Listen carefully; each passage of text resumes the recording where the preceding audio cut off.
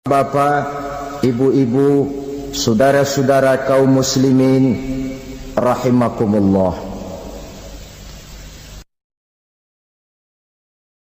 Di dalam kehidupan kita sebagai seorang muslim, minimal 5 kali dalam sehari semalam kita mendengar seruan untuk mendirikan solat yang disebut azan. Ada kalimat menarik di dalam kalimat azan itu, yakni seruan hayya 'alal falah, marilah menuju kepada keberuntungan, marilah meraih kemenangan. Seruan ini adalah kecenderungan dari setiap manusia, apapun warna kulitnya. Artinya, setiap orang dalam hidup selalu ingin meraih dan mencari kemenangan. Kemenangan akan melahirkan kepuasan batin, dan kepuasan batin memberikan kebahagiaan. Sedangkan kekalahan melahirkan penderitaan batin, dan penderitaan batin menjerumuskan seseorang di dalam berbagai bentuk kerugian. Jikalau inilah seruan azan, maka masalahnya ialah apa yang menyebabkan kita meraih kemenangan. Al-Quranul Karim memberikan tuntunan dan ajaran kepada kita bahwa orang-orang yang memperoleh kemenangan itu tidak lain adalah orang-orang yang bertakwa. Hanyalah mereka yang bertakwa kepada Allah Subhanahu wa ta'ala pada akhirnya akan tampil sebagai pemenang. Lalu siapa orang yang bertakwa itu? Dijelaskan dalam awal-awal Al-Baqarah, orang yang bertakwa yang akan meraih kemenangan. Pertama, alladzina yu'minuna bil ghaib, yaitu orang-orang yang beriman kepada yang gaib, percaya bahwa ada alam yang gaib, alam yang abstrak, alam yang tidak bisa dijangkau oleh salah satu daripada panca indera kita. Mereka percaya dan beriman kepada adanya malaikat, beriman kepada adanya iblis dan jin, beriman kepada adanya alam kubur, beriman kepada adanya alam mahsyar, beriman kepada adanya alam akhirat, beriman kepada adanya surga dan neraka. Beriman bukan cuma sekedar beriman dalam ucapan bibir saja, tetapi beriman yang nilai iman itu mampu mewarnai gerak dan gaya hidupnya. Iman yang meresap sampai ke tulang sumsum, kemudian memberikan dampak positif di dalam kehidupan manusia. Alam, kita tahu, adalah sesuatu yang selain Allah. Dan Allah bukanlah alam. Apapun namanya selain daripada Allah, itu adalah alam. Alam pada hakikatnya terbagi menjadi 2. Ada alam syahadah, alam nyata, alam konkret, alam yang bisa dijangkau oleh salah satu indera kita. Kemudian ada alam ghaib, alam yang tidak bisa dijangkau oleh panca indera kita, alam metafisika, alam abstrak, alam yang wajib kita imani keberadaannya. Kita percaya bahwa malaikat itu ada. Kita percaya kepada jin, bahwa jin itu ada. Kita percaya kepada adanya iblis dan setan. Bukan percaya kepada iblis dan setannya, percaya bahwa iblis dan setan itu ada. Itu termasuk salah satu daripada sifat orang yang bertakwa kepada Allah. Saudara-saudara kaum muslimin rahimakumullah, kecenderungan pembangunan yang lebih bersifat materialistis biasanya menggeser aspek kehidupan rohani. Orang berpikir empiri, dan dalam pola pikir yang demikian maka alam gaib tidak lagi mendapat perhatian. Aspek kehidupan yang bersifat rohaniah malah mulai ditinggalkan. Akibatnya terjadilah kepincangan di dalam kehidupan kita. Pernah ada satu pengalaman pribadi dalam perjalanan kembali ke tanah air. Dalam pesawat di sebelah kanan saya duduklah seorang Jerman, namanya Heiner Simonsen. Iseng saya ajak kenalan, saya ajak ngobrol, saya tanya dia. Saya bilang, Mas Heiner ini, kalau pesawat yang kita tumpangi ini jatuh ke bawah, kira-kira apa yang bakal terjadi, Mas? Dia bilang, kita semua akan mati. Begitu? Iya. Oke. Apa itu mati? Tanya saya. Dia bilang, untuk tahu apa itu mati, kita harus tahu lebih dahulu apa itu hidup. Saya pikir nih bule bisa ngomong juga. Baiklah kata saya. Apa hidup menurut Anda itu?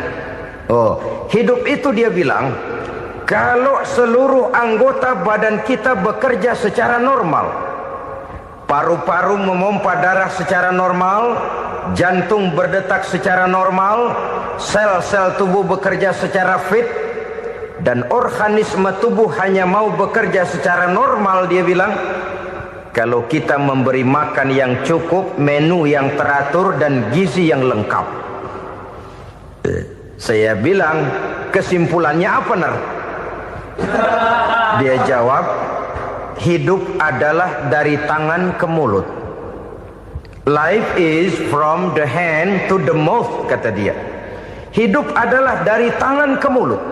Jadi masalah hidup tidak lebih daripada masalah isi perut. Orang pergi pagi, pulang sore, peras keringat, banting tulang, perut yang dibelain. Saya bilang, you are wrong. Sampean salah, Ner. Kamu orang Islam bukan? Bukan. Pantas.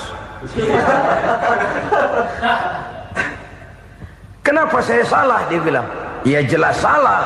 Salahnya di mana? Kamu ini manusia. Kalau hidup cuma dari tangan ke mulut, saya bilang, kambing di kampung saya juga begitu pikirannya, Ner. Itu kambing di kampung saya, asal perutnya kenyang, sudah hidup dia. Perkara besok bagaimana, lusa prospeknya macam mana, bulan depan ada apa, kambing nggak pernah mikir. Di kampung saya kambing juga pikirannya begitu. Kamu Kristen ya? Tadinya.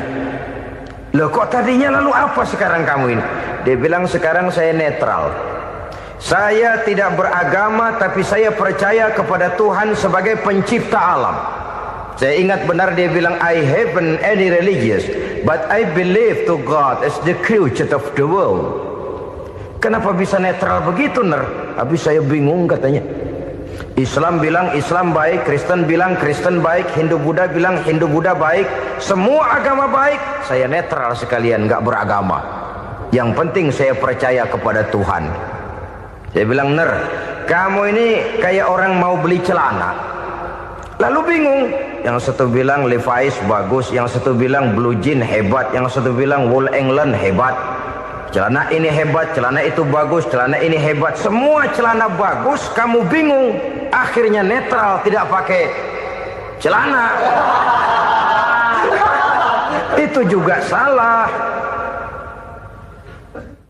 Saya pikir-pikir, kemudian saya melihat bahwa dua pola berpikir Heiner ini nampaknya sudah mulai menggejala di lingkungan masyarakat bangsa kita. Disadari atau tidak, secara jujur kita harus berkata, dua pola pemikiran Heiner ini mulai berkembang di tengah masyarakat bangsa kita. Pertama, pola pikir materialisme. Hidup adalah dari tangan ke mulut. Masalah hidup tidak lebih masalah isi perut. Itu yang perlu dibela, dan disitulah arti kehidupan. Pergi pagi, pulang sore, peras keringat, banting tulang untuk mempertahankan perut. Kalau sudah kemari cara orang berpikir, maka buat apa percaya kepada yang gaib? Untuk apa sholat? Untuk apa puasa? Untuk apa zakat? Untuk apa menghadiri majelis taklim? Tanpa kepercayaan kepada yang gaib, hidup berjalan menurut alur empiris dan materialis. Kalau sudah ke sana cara orang berpikir, biasanya orang lalu cenderung menghalalkan segala cara. Hanyalah orang yang percaya bahwa akhirat ada. Hanyalah orang yang percaya bahwa alam kubur itu ada. hanyalah orang yang percaya bahwa malaikat itu ada, hidupnya akan lebih terarah dan terkendali. Karena kepercayaan kepada yang gaib, yang merupakan fase daripada kehidupan setelah hidup yang sekarang ini, mewarnai gerak pribadi seseorang di dalam dia melakukan kegiatan hidupnya. Pola berpikir materialisme, disadari atau tidak, mulai menggejala di lingkungan masyarakat bangsa kita. Hidup tidak lebih dari urusan tangan ke mulut, mulut ke tangan, tangan ke mulut. Asal perut sudah kenyang, hiduplah sudah. Perkara bagaimana prospek hari yang akan datang, bagaimana akhirat, tidak jadi persoalan. Ini yang oleh Nabi diperingatkan, ad-dunya sijnul mu'min wa jannatul kafir. Dunia adalah penjara bagi orang beriman dan surga bagi orang kafir. Dulu di zaman Belanda hadis ini pernah disalah tafsirkan, disalah artikan, digunakan sebagai senjata untuk mengkebiri dan membuat impoten umat Islam. Sudahlah umat Islam gak usah macam-macam, kata Belanda. Dunia ini kan penjara buat orang Islam, surga buat orang kafir. Di penjara jangan bertingkah.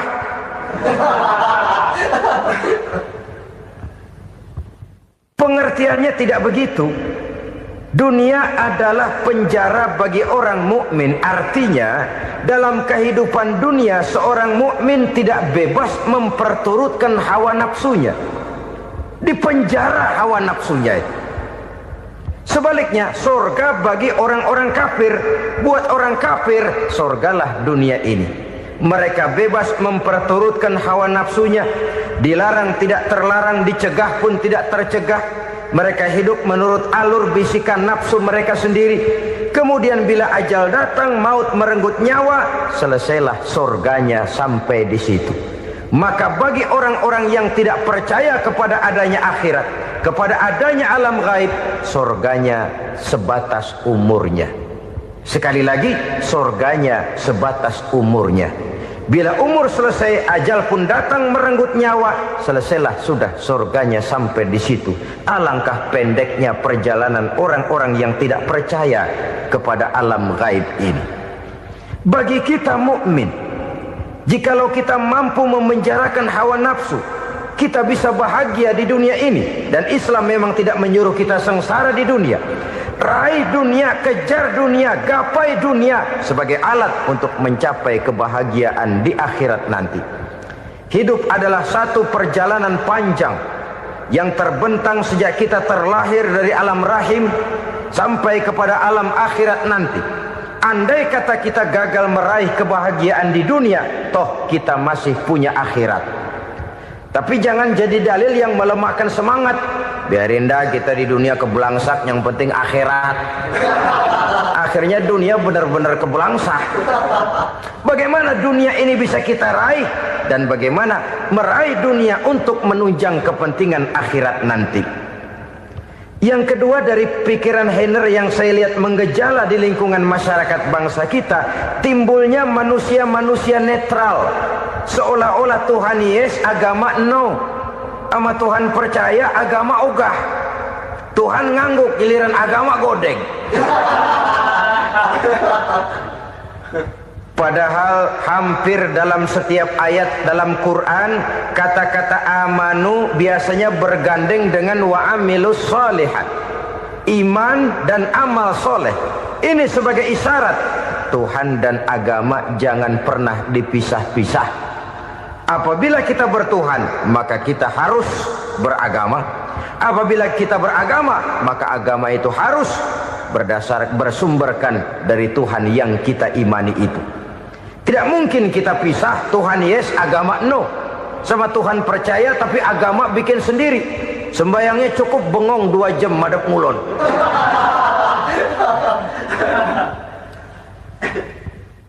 Saudara-saudara kaum muslimin rahimakumullah. Jadi dengan demikian, agama yang kita akui merupakan unsur mutlak di dalam pembangunan sekarang ini, merupakan bagian dari kehidupan yang menuntun kita bahwa di balik alam nyata ini, di balik alam syahadah ini ada alam gaib. Dan mudabbir, murabbi, yang mengatur, yang menguasai, yang memelihara, baik dia alam nyata, baik dia alam gaib, tidak lain adalah Allah Subhanahu wa ta'ala. Di sana ada satu super power, satu maha kekuatan yang kita perlu bersandar kepadanya. Sebagai makhluk nyata yang hidup di alam nyata, berbuatlah secara nyata sebagaimana harusnya kita berbuat. Karena Islam jelas bukan agamanya orang pemalas. Islam jelas bukan agamanya orang yang mengajarkan setelah selesai sholat boleh duduk, nggelenggem ayam-ayam, ndelohom, menghitung bintang di langit sambil menunggu keajaiban. Tidak. Islam adalah agama yang mengajarkan apabila sholat sudah selesai kamu kerjakan, bertebaranlah di permukaan bumi, cari karunia Tuhanmu. Jangan hidup berpangku tangan menunggu keajaiban. Karena hidup bukan undian. Jangan berharap untung besar tanpa mau peras keringat. Tapi di sebalik itu toh kita juga harus yakin bahwa di sisi usaha nyata yang kita lakukan ada satu super power, satu maha kekuatan gaib yang menentukan berhasil dan tidaknya usaha kita. Kepercayaan kepada hal semacam inilah yang mendorong kita untuk mempunyai sandaran vertikal, agar jikalau usaha ini berhasil kita tidak lupa diri dan lupa daratan. Jikalau usaha ini gagal kita tidak putus asa dan buruk sangka, tidak cupik pandangan dan sempit hati, tapi mampu melihat persoalan dengan kacamata putih sambil husnuzon kepada Allah Subhanahu wa ta'ala. Kita percaya malaikat itu ada. Ada yang namanya Raqib dan Atid, mengawasi gerak hidup kita sampai kepada gerak hati kita. Ini memberikan sugesti agar kita berhati-hati. Tidak sejengkal tanah pun kita bisa berlindung dari pengawasan Raqib dan Atid. Ada Munkar Nakir yang akan menyoal kita di alam kubur. Ada malaikat Malik, penjaga neraka. Ada malaikat Ridwan yang menjaga surga. Kita percaya kepada adanya jin, kita percaya kepada adanya setan, iblis. Percaya kepada adanya, bukan mempercayai si setan, si iblis lalu menjadikannya sebagai teman. Tidak. Percaya bahwa mereka itu ada dan merupakan makhluk Allah yang gaib yang diciptakan Allah Azza wa Jalla. Kepercayaan kepada alam gaib memberikan motivasi terhadap gerak lahir manusia, sehingga dengan motivasi kepercayaan kepada yang gaib, gerak lahir jadi lebih terarah, jadi lebih terpelihara. Pernah seseorang bertanya, "Pak, apakah adanya akhirat bisa dibuktikan secara ilmiah?" Saya bilang tidak bisa, tidak bisa. Kenapa? Karena yang berangkat nggak pernah pulang kemari lagi. Kalau dia pulang kemari bisa kita tanya bagaimana enak di sono. Cuma secara moral saya katakan, lebih beruntung orang yang percaya kepada akhirat daripada yang tidak. Sekarang saudara percaya akhirat ada, lalu saudara baik-baik di dunia, sholat, puasa, zakat, menolong orang lain, menebarkan kebajikan. Saudara mati, andai kata akhirat tidak ada, toh dalam hidup saudara sudah berbuat baik. Paling tidak nama saudara akan dikenang sebagai orang baik. Sebaliknya, saudara percaya, kata saya, bahwa akhirat tidak ada, lalu hidup semau-maunya, tenggelam dalam maksiat dan munkarat, menentang Allah, tidak mau ruku dan sujud. Lalu saudara mati, kemudian akhirat ada, ayo mau apa? Bekal tidak punya.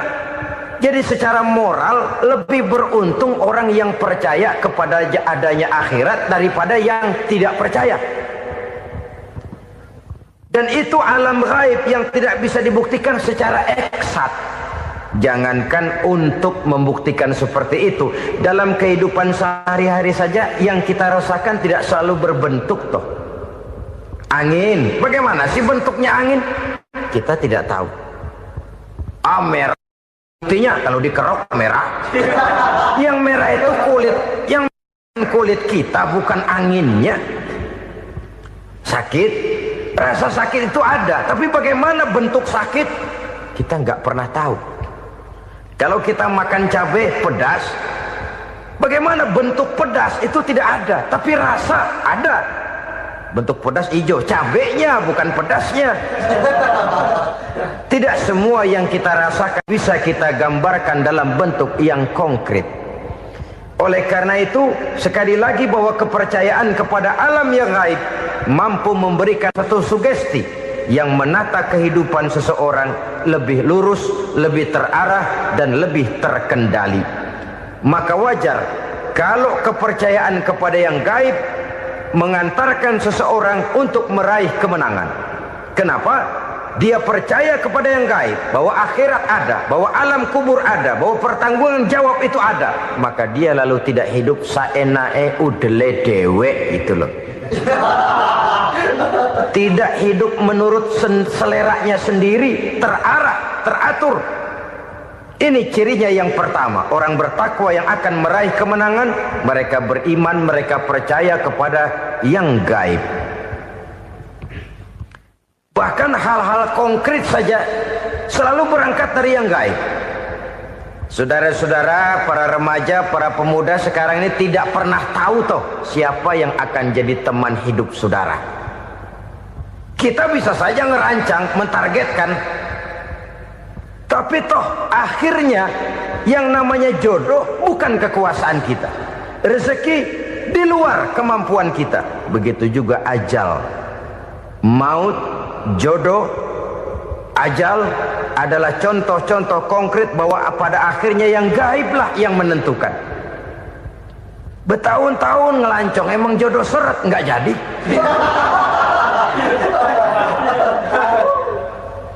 Begitu kenal baru setengah malam nginep ditangkap hansip kan.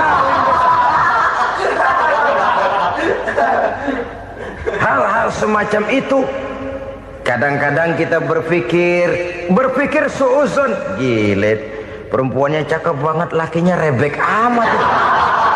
Memang begitulah jodohnya. Memang begitulah jodohnya. Saudara hadirin ma'asyiral muslimin yang saya hormati, jadi hal-hal yang konkret saja kita yakini sepenuhnya ditentukan oleh satu superpower yang gaib itu tadi. Dari sanalah segala ketentuan itu berangkat dan kesanalah segalanya akan kembali. Maka kepercayaan kepada yang gaib meluruskan gerak hidup seseorang dan itu akan mengantarkan dia kepada meraih kemenangan. Satu. Yang kedua, wa yuqimuna shalah. Orang bertakwa yang akan meraih kemenangan itu adalah orang-orang yang mendirikan sholat. Kenapa sholat mengantarkan orang untuk meraih kemenangan? Yang jelas, inna sholata tanha anil fahsya'i wal munkar. Sholat mampu mencegah manusia dari perbuatan keji dan munkar. Banyak filsafat hidup yang terkandung di dalam sholat ini. Sejak kita wudhu sampai kita menghadap ke arah kiblat, sampai kita melakukan gerak-gerak sholat, bacaan-bacaan yang ada di dalam sholat, lalu sampai kepada mengucapkan salam. Banyak filsafat hidup yang terkandung di dalam sholat. Umpamanya saja, setelah takbiratul ihram mulai kita dengan sholat dalam posisi berdiri, diajarkan dalam kitab-kitab fikih agar kita melihat ke arah tempat sujud. Ini kan filsafat kehidupan. Kalau kamu sholat dalam posisi berdiri, lihat tempat sujud. Jangan sholat mata jelalatan, sebab nanti bisa mengurangi kekhusyuan. Jadi wajar kalau yang dikatakan bahwa yang paling afdol adalah shaf yang di depan. Kenapa? Secara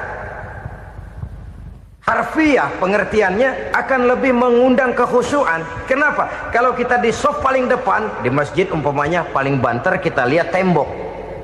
Tapi kalau kita shaf di tengah atau di belakang, orang-orang di depan kita pun akan kelihatan. Yang bajunya loreng, yang bajunya genggang, yang bajunya macam-macam. Kita lihat, kadang-kadang kita pikirin, ada yang bajunya bolong. Kita sholat tapi dalam hati, nih orang bajunya robek yang nggak tahu apa. Ada saja hal-hal yang mengusik kekhusyuan kita. Oleh sebab itu diajarkan dalam posisi berdiri, lihat, arahkan pandangan matamu kepada tempat sujud. Ini kan filsafat kehidupan. Maksudnya apa? Kalau lagi diri lihat dong tempat sujud. Kalau udah di atas ingat dong sama yang bawah. Kalau sudah tinggi ingat dong dari mana kamu berangkat. Kalau sudah berkuasa bantu dong yang lemah. Kalau sudah kaya santuni dong yang miskin. Kalau sudah alim bimbing dong yang awam. Ini filsafat kehidupan. Dalam posisi berdiri kau lihat tempat sujud. Ini akan melahirkan kepekaan sosial di mana seseorang mau tahu kepada orang lainnya. Bagaimanapun kaya kita, tinggi pangkat dan jabatan kita, jikalau hidup hanya untuk kepentingan perut sendiri saja, rasanya belum membawa manfaat di dalam kehidupan kita. Tapi efek yang tertinggi sesungguhnya, solat mencegah manusia dari perbuatan keji dan munkar. Perbuatan keji dan munkar walaupun kelihatannya mendatangkan uang, membawa keuntungan, tapi itu keuntungan semu, keuntungan sementara. Dengan menipu orang lain kita bisa dapat untung, tapi tidak membawa berkah. Dan itu adalah kerugian besar dalam kehidupan kita. Maka untuk meraih kemenangan harus dimulai dengan membentuk kepribadian yang tegar, memiliki sandaran vertikal yang langsung kepada Allah Subhanahu wa ta'ala. Dan itu hanya bisa kita tempuh melalui jalur ibadah formal yang sudah ditentukan Allah, yakni solat yang 5 waktu. Untuk memperkuat itu ada solat-solat sunnah, rawatib, nawafil sebagai terminal-terminal kontrol cadangan untuk memelihara stabilitas temperatur batin di dalam kita berhubungan dengan zat yang maha gaib, yaitu Allah Subhanahu wa ta'ala. Orang sering bertanya, Pak, itu tetangga saya nggak sholat, duitnya nggak habis-habis, Pak. Nggak sholat tapi mobilnya tambah terus. Nggak sholat tapi usahanya makin maju. Tapi di sisi lain ada orang yang rajin sholat, rezekinya butak bener. Anaknya mana kurus, mana korengan. Saudara hadirin ma'asyiral muslimin rahimakumullah. Harus saya katakan bahwa solat memang bukan untuk cari duit. Solat adalah sandaran vertikal kita kepada Allah. Sedangkan soal rezeki itu berkaitan dengan sifat Allah maha pengasih dan maha penyayang. Allah maha pengasih, siapapun dikasih kalau mau usaha. Allah maha penyayang, tidak semua orang disayang oleh Allah Azza wa Jalla. Dan belum tentu banyak harta itu merupakan nikmat. Mungkin juga istidraj. Artinya istidraj itu dikasih tapi diambulin, kalau bahasa Betawinya itu. Dikasih tapi diambulin, itu bukan merupakan nikmat sesungguhnya, lebih merupakan azab dari Allah Subhanahu wa ta'ala.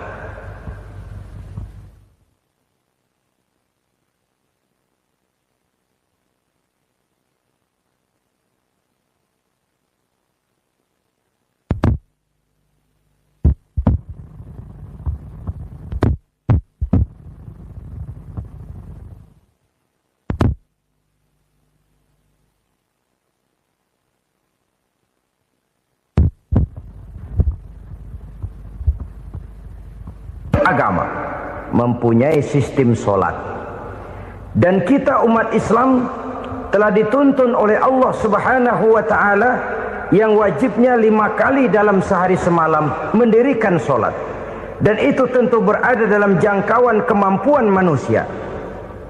Pada awalnya barangkali kita memang merasa solat itu satu kewajiban, tapi semakin kita hayati makna, manfaat dan filsafat yang terkandung di dalam ajaran solat, semakin sampai kita kepada keyakinan bahwa solat adalah keperluan kita. Sehingga pada waktu tertentu dinilai puncaknya, kita tidak lagi akan berkata saya wajib solat, tapi kita akan berkata saya perlu solat. Kalau kita sudah merasakan itu adalah keperluan kita, nah di sanalah kita baru akan merasakan ruginya kalau hal itu tidak kita laksanakan. Sepanjang kita masih berkata saya wajib sholat, kita akan lebih merasakan dia sebagai beban ketimbang sebagai keperluan. Yang jelas Allah tidak memerlukan ibadah yang kita laksanakan ini. Dengan kata lain, andai kata satu dunia penuh ini orang tidak ada yang sholat satu pun, Allah tidak akan turun dari jabatan Tuhan. Jangan lalu berpikir kalau kita ngambek se-RW kagak sembahyang Tuhan tekor kali ini ya. Tentu tidak. Itu perlunya kita, bukan perlunya Allah. Dan pada induknya kita akan berkata, saya perlu agama. Kalau secara induk kita sudah memerlukan agama, maka konsep-konsep yang ada di dalam ajaran agama itu pun adalah juga merupakan keperluan kita. Baik dia bernama sholat, baik dia bernama puasa, baik dia bernama zakat, baik dia bernama haji, seluruhnya adalah keperluan kita. Dan sesuatu yang kita perlukan apabila tidak kita laksanakan akan melahirkan kerugian di dalam kehidupan. Jangan heran kalau kita membaca riwayat perjalanan hidup para salafus soleh, orang-orang soleh. Ada yang tahajud sampai 100 rakaat, ada yang sholat malam kakinya sampai bengkak. Kita sekalinya bengkak biri-biri. Ada yang sholat membaca surah dalam Al-Quran sampai khotam Quran. Kok mau? Mereka sudah merasakan itu keperluan. Itu saja soalnya. Satu saat pun jikalau kita merasa bahwa itu keperluan saya, kita pun akan melaksanakan seperti itu. Keperluan saya dalam kehidupan. Inilah yang kedua. Yang ketiga, orang bertakwa yang akan meraih kemenangan itu, wa mimma razaqnahum yunfikun. Mereka membelanjakan sebagian daripada rezeki yang diberikan Allah kepada mereka. Mereka infakkan di jalan Allah. Ada satu dialog menarik. Satu hari seorang anak muda bertemu dengan seorang kakek-kakek yang sudah dikenalnya baik. Bertanyalah anak muda ini, "Kek, umur kakek berapa tahun?" 15 tahun, kata si kakek. "Anak kakek berapa orang?" 1. "Harta kakek berapa banyak?" 15 juta. Si anak muda ini bengong. Lalu protes, "Kok kakek bohongin saya?" "Kenapa?" "Saya tahu umur kakek 70 tahun. Kenapa ngaku 15? Saya tahu anak kakek 5. Kenapa bilang 1? Saya tahu kakek miliuner, miliaran uang kakek. Kenapa ngaku cuma 15 juta? Begini, kata si kakek tadi. Benar, umur saya 70 tahun. Tapi dari umur yang 70 tahun itu baru 15 tahun terakhir ini saya merasakan ibadah kepada Allah. Meninggalkan maksiat, jauh dari segala macam munkarat. Maka yang 15 tahun inilah yang benar-benar saya rasakan sebagai umur saya. Benar anak saya 5, tapi yang 4 susah diatur. Cuman 1 rasanya nih yang bakal jadi si buah hati belahan jantung pelanjut cerita penerus sejarah. Cuma 1 ini yang saya harapkan, yang akan jadi anak soleh, yang akan membuat saya menerima pensiunan pahala. Kalau yang 4 apek dah, nggak ada harapan. Yang 1 nyekek botol melulu. Oh begitu, iya. Lalu kenapa kakek bilang harta kakek cuma 15 juta padahal saya tahu kakek uangnya miliaran, depositonya banyak? Ya karena 15 juta itulah yang saya ingat yang pernah saya belanjakan di jalan Allah. Saya merasa itulah harta saya yang sebenarnya. Yang miliaran yang saya simpan di bank kelak, kalau satu saat saya mati akan jadi rebutan di antara anak-anak saya. Iya kalau anak saya soleh kayak yang 1 ini. Kalau yang 4 tadi udah tulen dia bakal berantem dah berebut tuh. Jadi 15 juta yang saya belanjakan di jalan Allah inilah yang saya merasakan benar-benar harta saya yang sesungguhnya. Dialog ini patut menjadi bahan renungan kita bersama. Diberikan kita umur 40, 50, 60, 70, 80. Berapa tahun dari umur yang diberikan itu yang jalan mulus, yang kita gunakan untuk melaksanakan ibadah? Banyak harta kita simpan di bank, di lemari, di dompet, di tas. Tapi berapa yang sudah kita depositokan di jalan Allah yang akan menemani kita di hari kita kembali nanti?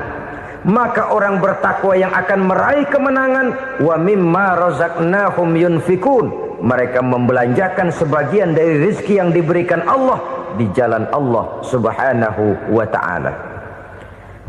Ma'asyiral muslimin rahimakumullah, zahirnya memang kita memberikan kepada orang lain, tapi hakikatnya kita menyimpan untuk diri kita sendiri. Kita memberikan kepada yatim piatu 25.000. Zahirnya kita memberikan si yatim, hakikatnya kan kita cuma nyimpan. Saya berikan, titip kepadamu, ini untuk saya di akhirat. Kau boleh belikan baju, kau boleh belikan untukmu makan, kau boleh bayarkan sekolahmu. Ini untuk saya. Hakikatnya kita nyumbang masjid 1 juta, zahirnya kita berikan kepada panitia masjid, tapi hakikatnya kan cuma titip 1 juta ya, untuk saya di alam kubur nanti. Silakan kau boleh belikan semen, ini uang, belikan besi, belikan pasir. Saya cuma sekedar titip untuk kepentingan saya. Hakikatnya kita cuma sekedar menitip. Sebagaimanapun pada hakikatnya, apapun yang kita miliki dalam kehidupan kan cuma sekedar hak guna pakai, bukan hak milik mutlak.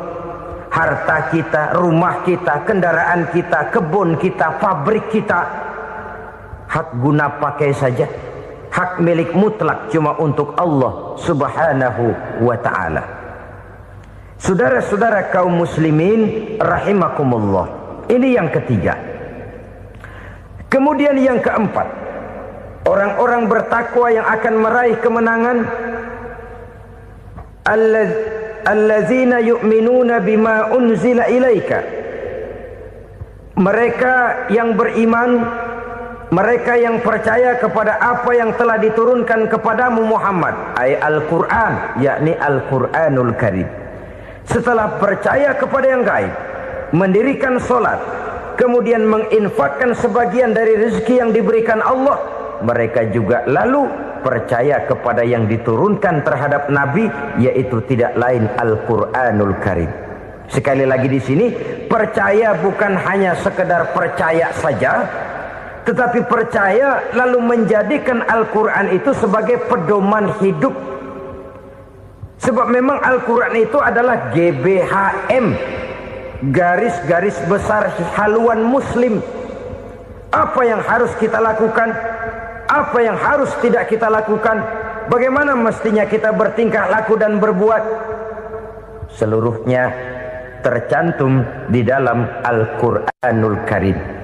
Itu sebabnya ketika satu hari Aisyah ditanya bagaimana akhlak Rasul, beliau menjawab, kana Rasulullah sallallahu alaihi wasallam khuluquhul Quran. Akhlak daripada Rasulullah tidak lain adalah Al-Quran. Jawaban simpel ini memberikan gambaran bahwa keseluruhan daripada konsepsi Quran sudah diterjemahkan dalam kehidupan Rasulullah sallallahu alaihi wasallam. Karena kita tahu akhlak adalah keseluruhan dari gerak hidup manusia. Sejak ia berpribadi, berumah tangga, bertetangga, bermasyarakat, sampai kepada berbangsa dan bernegara, Al-Quran tetap memberikan sentuhan nilainya. Oleh karenanya, orang-orang yang bertakwa adalah orang-orang yang menjadikan Al-Quran sebagai pedoman dalam kehidupannya.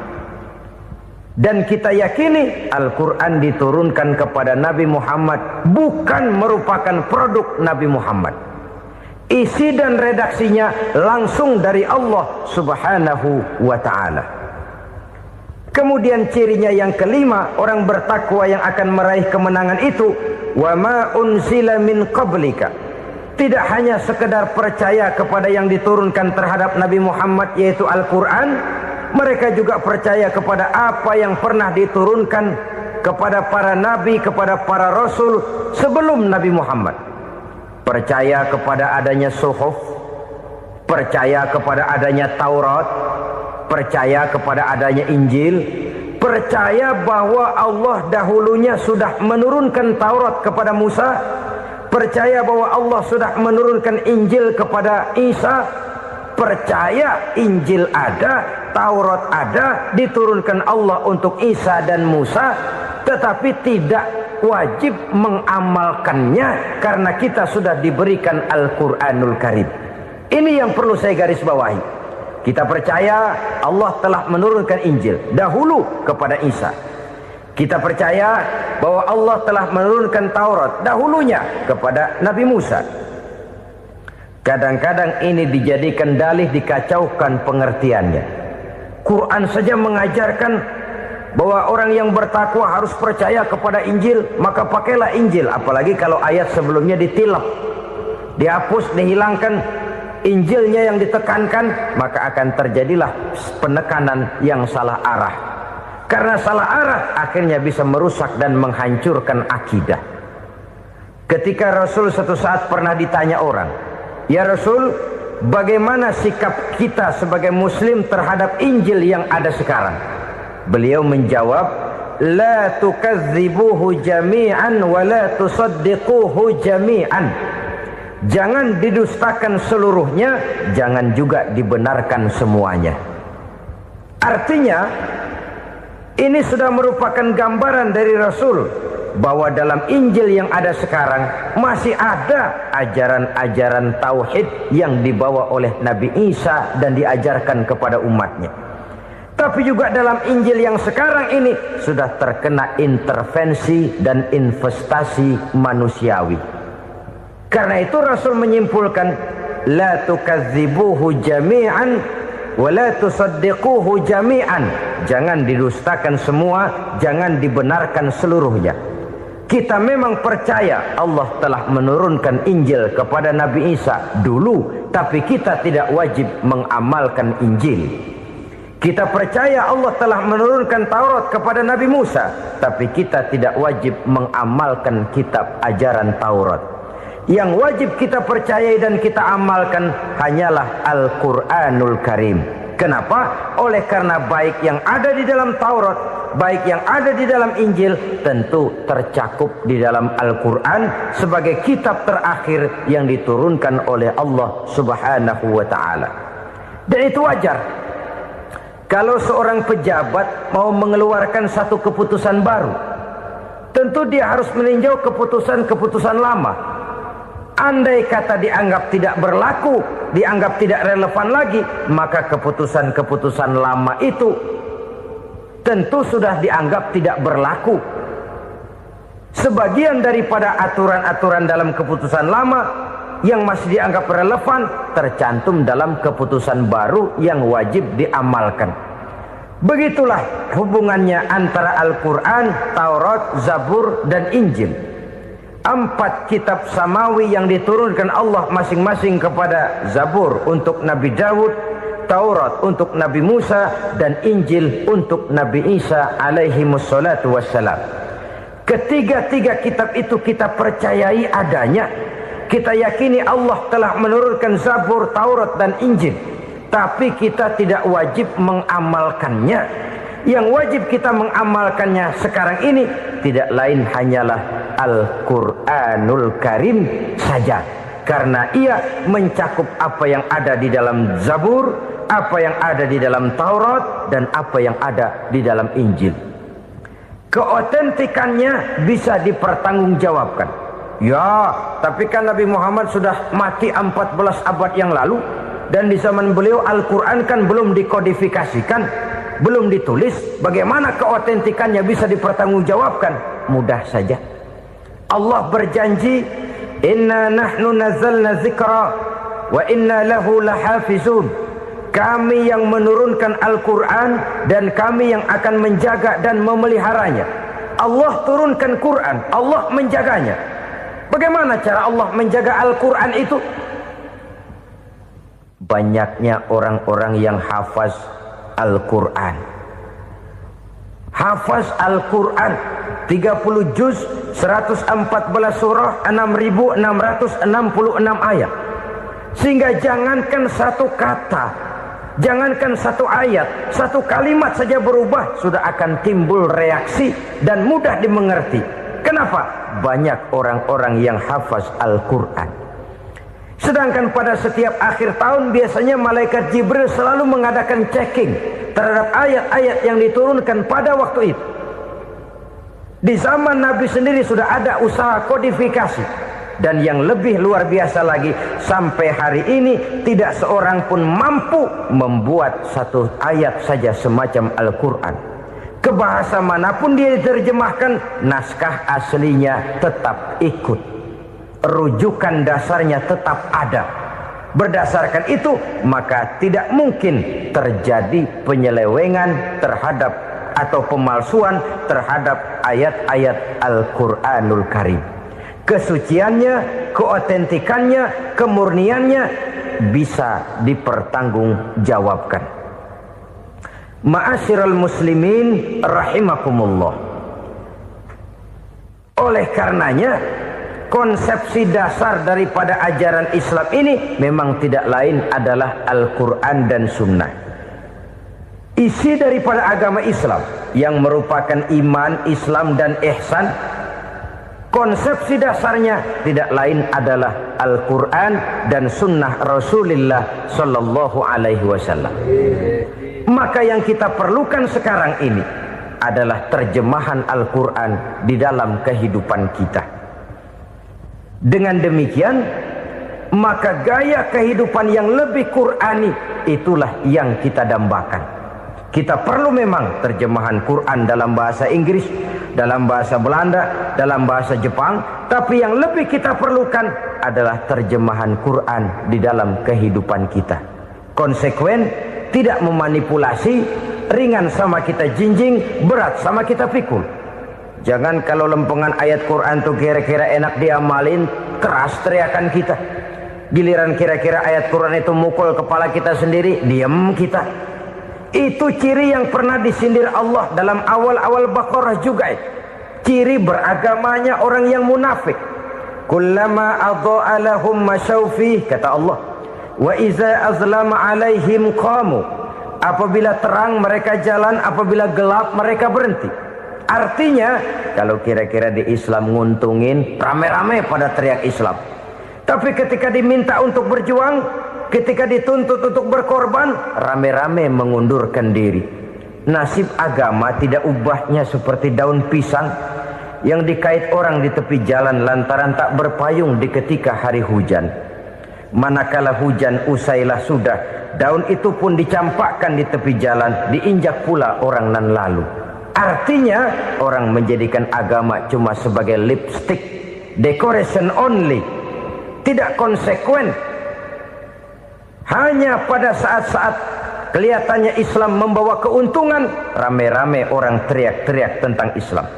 Tapi jikalau diminta berjuang, jikalau dituntut untuk berkorban, biasanya rame-rame juga mengundurkan diri. Jangan heran kalau mayoritas hitungan kita, tapi minoritas peranan kita. Kuantitas kita dalam jumlah, tapi dalam kualitas kita lebih sering jadi penonton daripada jadi pemain. Padahal itu sangat tidak boleh terjadi. Umat Islam di Indonesia harus bangkit.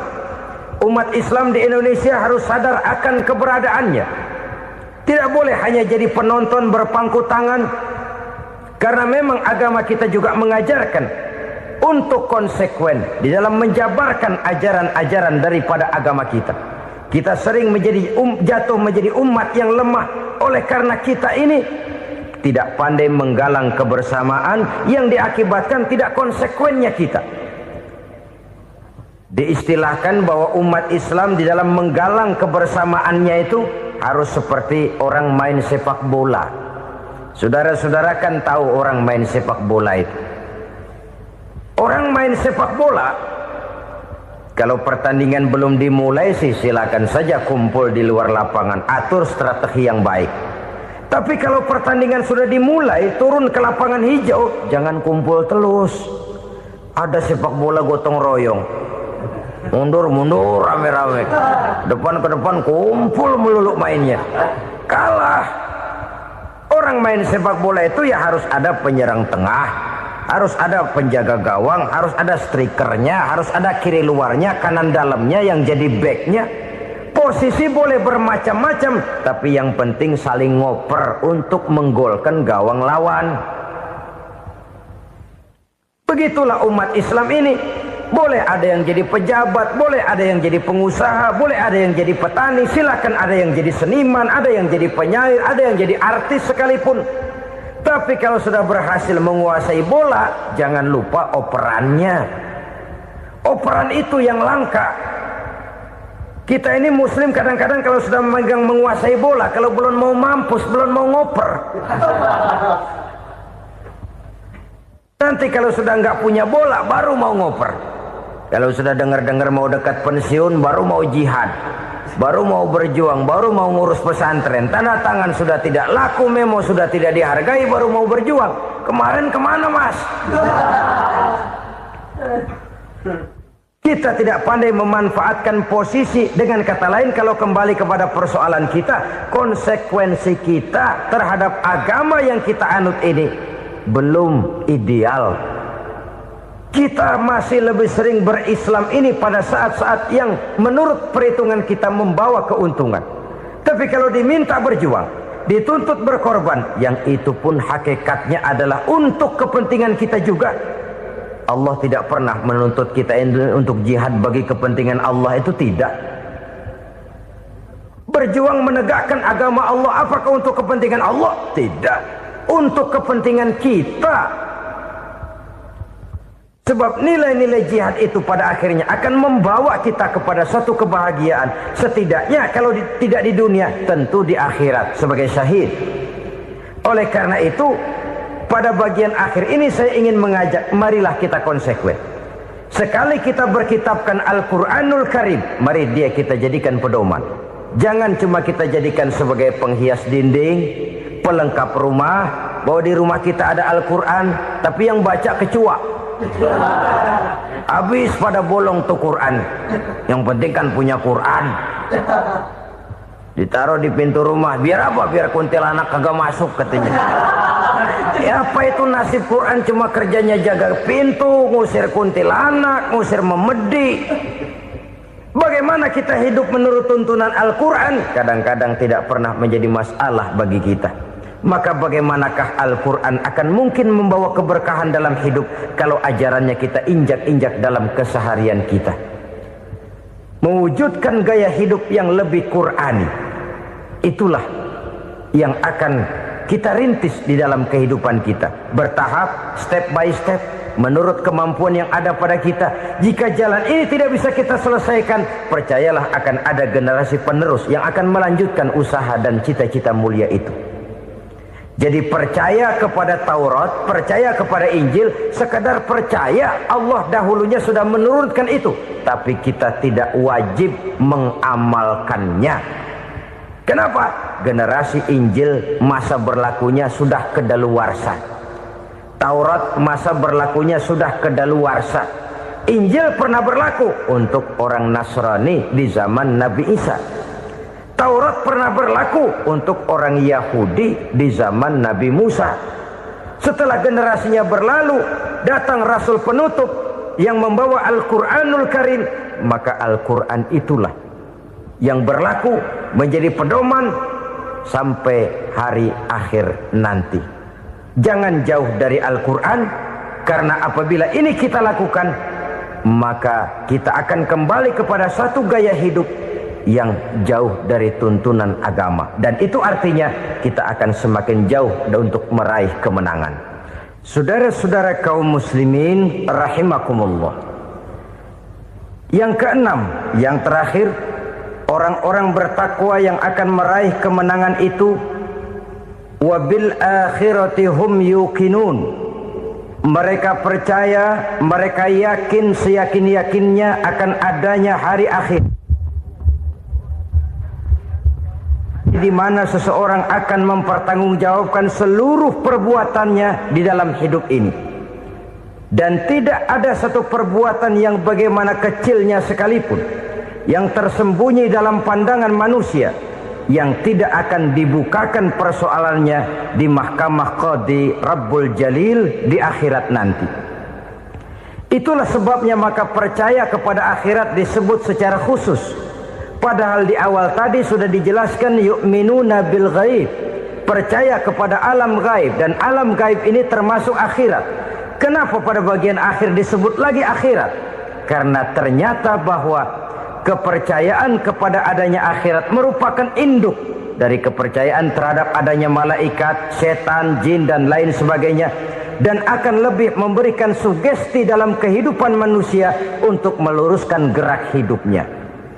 Jikalau suatu saat tergerak hati akan berbuat kejahatan, ingin mencuri, sadarlah, awas ada akhirat. Sebab kalau kita cuma teriak awas ada polisi, itu cuma tertunda sementara, begitu polisi meleng, embat. Kalau kita ingin berbuat jahat cuma berteriak awas ada hansip, cuma sementara ketika hansip itu ada.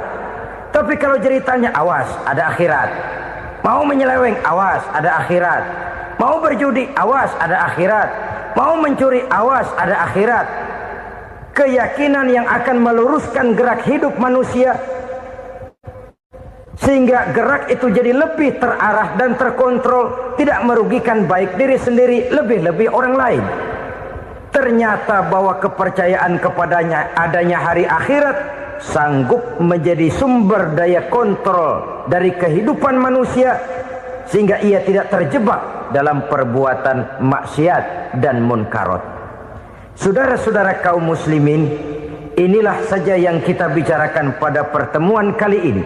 Semoga Allah subhanahu wa ta'ala memberikan kekuatan zahir dan batin kepada kita untuk dapat meraih kemenangan dengan beriman kepada yang gaib, mendirikan solat, membelanjakan sebagian dari rezeki yang diberikan Allah, percaya kepada Al-Quran, beriman kepada kitab-kitab yang diturunkan sebelum Al-Quran, lalu meyakini adanya hari akhirat. 7 macam perkara yang merusak akidah dan keimanan, merusak amal perbuatan yang sudah kita kerjakan, merusak sendi-sendi kehidupan sosial, pendek kata merusak segala hal di dalam kehidupan kita. Jauhilah olehmu 7 macam perkara yang merusak. Yang pertama, asyirku billah, menyekutukan Allah subhanahu wa ta'ala. Agama dimulai dari keyakinan, maka kehancuran agama selalu dimulai dari kehancuran keyakinan, iman atau akidah yang dimiliki oleh seseorang. Dan untuk menghancurkan nilai-nilai iman yang kita miliki ini, orang rasanya tidak akan menghantam kita dengan peluru kendali. Orang tidak akan mengirimkan nuklir ke sini. Orang tidak juga akan mengirimkan satuan militernya ke sini. Untuk menghancurkan nilai-nilai iman, dibanjiri kita dengan paham-paham yang merusak dan mendangkalkan akidah. Baik ia bernama materialisme, baik ia bernama sekularisme, baik ia bernama banjirnya maksiat dan munkarat, baik ia bernama banjirnya peradaban dan kebudayaan yang menghancurkan moral daripada anak-anak kita, sedikit demi sedikit melenturkan dan melunturkan nilai-nilai keimanan kita, untuk kemudian pada waktunya nilai iman itu akan bertukar dan berganti menjadi nilai syirik kepada Allah subhanahu wa ta'ala. Atau pada sisi lain, menjadikan yang selain Allah sebagai tujuan akhir daripada kehidupan kita. Sedangkan kita sama-sama maklum bahwa di dalam pandangan agama Islam, dosa yang tidak berampun, dosa yang terbesar, termasuk dalam kategori bapak moyangnya dosa, tidak lain adalah syirik, yakni menyekutukan Allah subhanahu wa ta'ala. Pola penghancuran iman ini memang berstrategi. Ditawarkan kita kepada paham materialisme, paham kebendaan, di mana otak menempati urutan sebagai ranking pertama, Tuhan jatuh pada urutan kedua. Lalu menyusul kepada paham sekularisme, Allah dipisahkan dari seluruh kegiatan hidup ini, untuk pada gilirannya menjadikan yang selain Allah sebagai tujuan akhir daripada seluruh kegiatan hidup kita. Oleh karenanya, kewajiban menjaga nilai-nilai iman ini merupakan kewajiban yang mulia tetapi berat, tidak hanya untuk kita, tetapi juga bagaimana mewariskannya kepada anak-anak kita, generasi yang akan datang.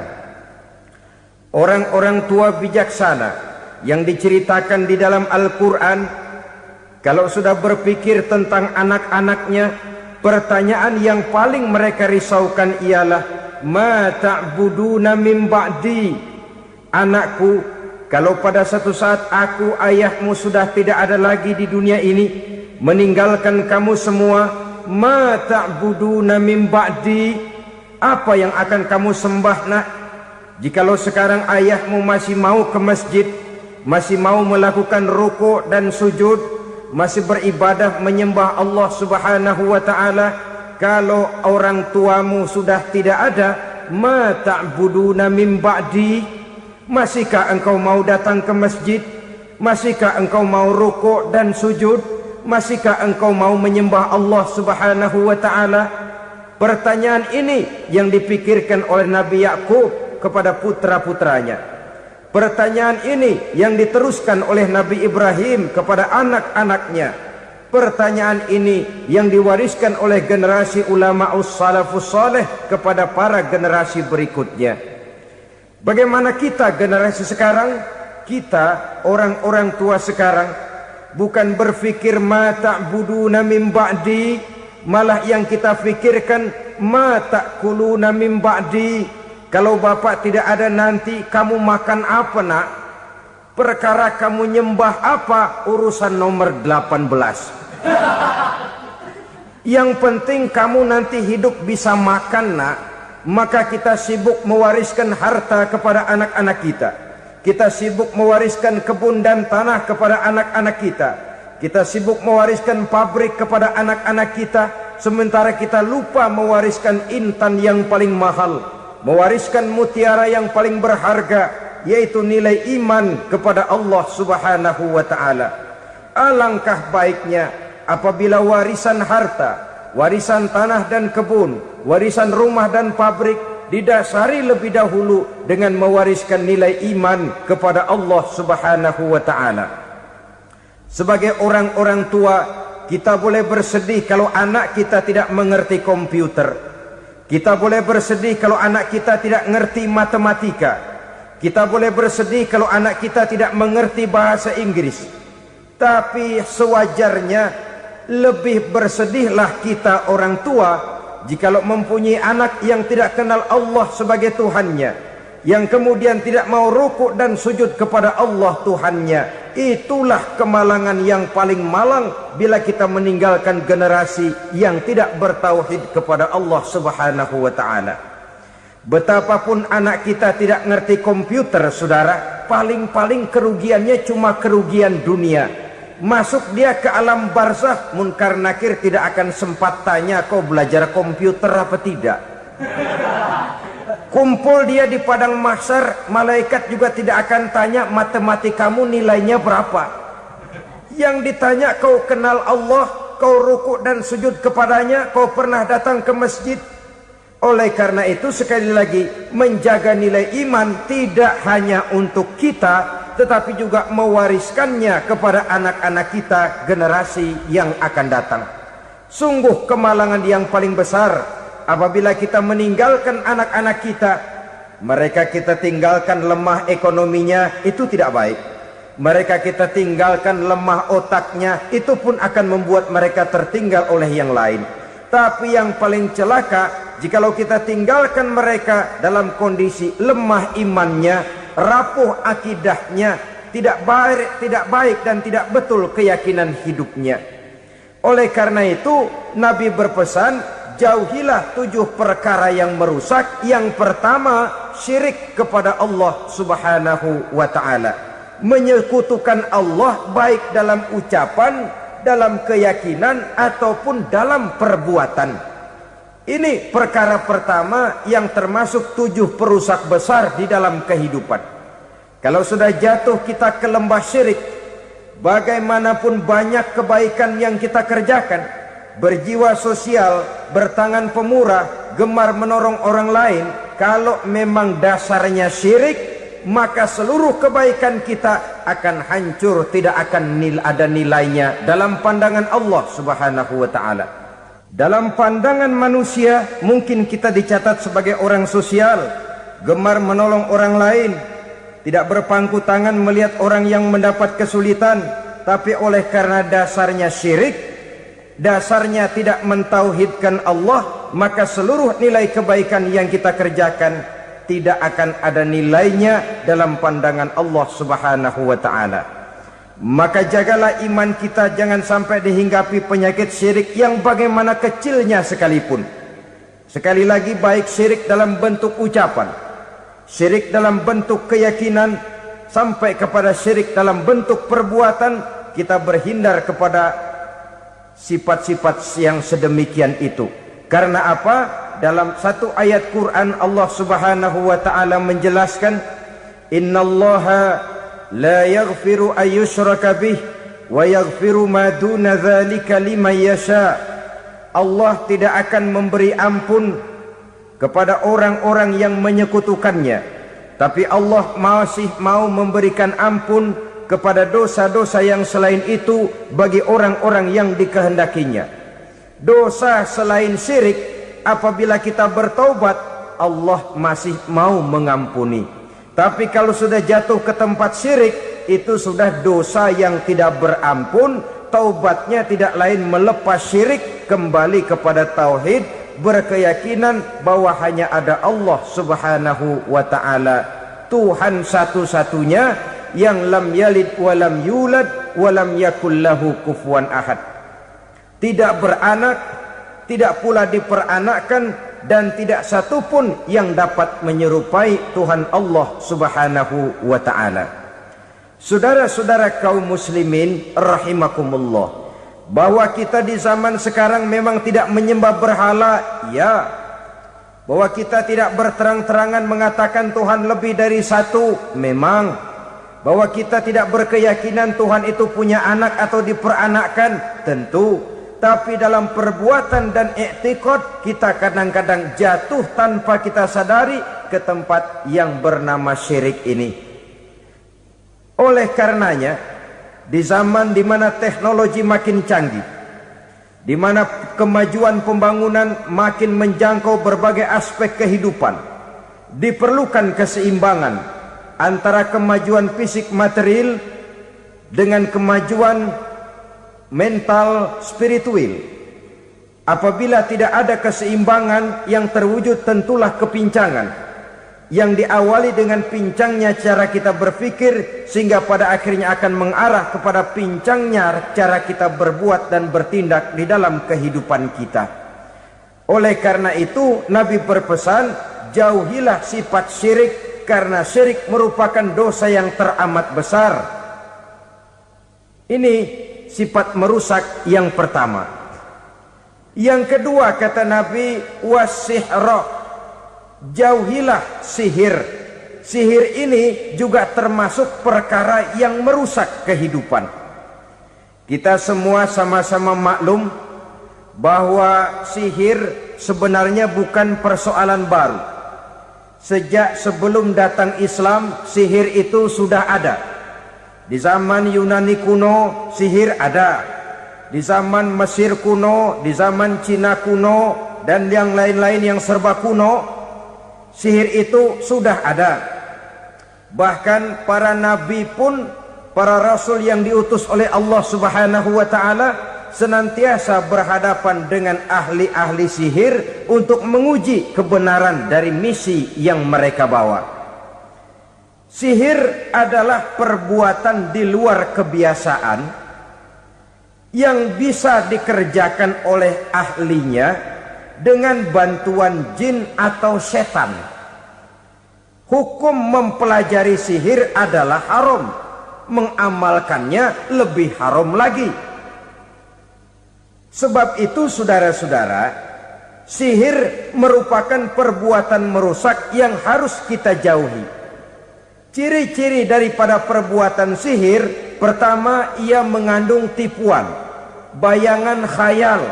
Di zaman Nabi Musa misalnya, orang melihat tambang-tambang itu seperti ular.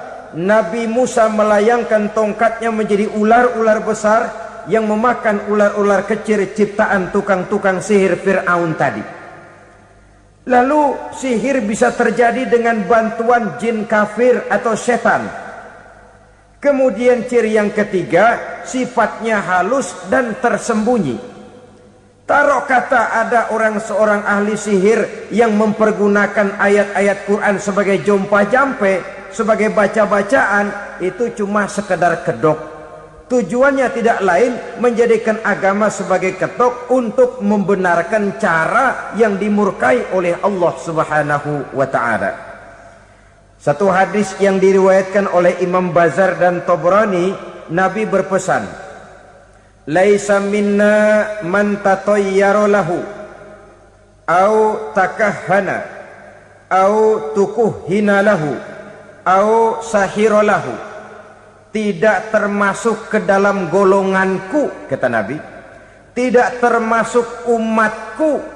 Siapa mereka? Man tatayyara lahu, orang yang bertatoyur. Apa tatoyur itu? Dari kalimat toyaro, artinya terbang. Toir biasa diartikan dengan burung. Tatoyaro percaya kepada suara-suara burung.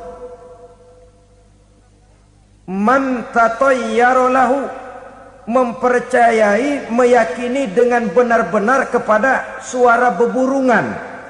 Kan suka ada itu, nah bunyi burung tuh, maling liwat. Maling liwat. Burung bunyi, maling liwat. Itu termasuk tatayyara lahu, percaya kepada suara burung. Kan aneh kalau suara orang nggak dipercaya, suara burung malah dipercaya. Ada ustadz ceramah, kiai ngaji, nggak mau didengerin, burung dengerin bener. Nah, suaranya dari sebelah mana? Belah kulon. Nah, itu tandanya ano. Habis dihitung-hitung, itu termasuk tatayyara lahu. Au takahana, atau bertenung, au tukuhina, atau minta ditenungkan, au sahirolahu, atau melakukan perbuatan sihir, atau minta disihirkan. Laisa minna, tidak termasuk ke dalam golonganku, kata Nabi. Sehingga dengan demikian saudara-saudara, menghadapi sihir dengan sihir sekalipun termasuk perbuatan yang tidak diajarkan oleh agama. Kita kan mempelajari sihir untuk jaga diri, tidak apa-apa. Yang dilarang mengamalkannya, dilarang juga mempelajarinya. Sebab orang kalau sudah mengetahui, biasanya lalu terangsang untuk mencoba. Kalau percobaannya berhasil, biasanya terangsang untuk coba lagi dan coba lagi. Pada akhirnya ketagihan, lalu beralih menjadi profesi, apalagi itu nanti bisa mendatangkan hasil uang. Saudara-saudara kaum muslimin rahimakumullah, kita manusia makhluk nyata, kita hidup di alam nyata, terikat oleh sunnatullah, causality. Oleh karenanya bagi kita keyakinan yang penuh, keikhlasan di dalam bertuhankan Allah, penyerahan diri sepenuhnya hanya kepadanya, itu sudah merupakan obat penangkal yang sangat ampuh agar kita tidak terkena penyakit-penyakit yang dibuat oleh setan dan para pembantunya. Sehingga beberapa ayat Quran mengajarkan, misalnya a'udzu bikalimatillahi tammati min syarri ma khalaq, atau bismillazi la yadurru ma'asmihi syai'un fil ardi wala fis sama, dengan menyebut nama Allah yang tidak bisa mendatangkan bahaya sedikit pun dari baik yang datang dari langit maupun yang datang dari bumi. Jiwa yang kosong dari keyakinan yang penuh kepada Allah, jiwa yang penuh was-was dan ragu-ragu, itu yang mudah terserang oleh penyakit-penyakit yang dikerjakan oleh para tukang-tukang sihir, yaitu oleh setan dan seluruh para pembantunya. Kemudian hadis kedua yang diriwayatkan oleh Imam Ibnu Hibban, Nabi bersabda, la yadkhulul jannata mudminu khamrin wala mu'minu bisihrin wala qati'u rahmin. Tidak masuk surga. Ini Nabi yang bilang, tidak masuk surga. Siapa itu? Pertama, mudminu khamrin, orang yang berkekalan dalam mabuk. Selalu mudminun itu sudah menjadi perbuatan rutinnya, tidak kapok-kapoknya, teler seumur hidup. Mudminu khamrin, tidak masuk surga orang yang selalu bermabuk-mabukan. Yang kedua, wala mu'minu bisihrin, orang mukmin tapi main sihir. Ini juga oleh Nabi diperingatkan, tidak akan masuk surga orang mukmin tapi suka main sihir. Wala qati'u rahmin, dan tidak juga orang yang memutuskan silaturahmi.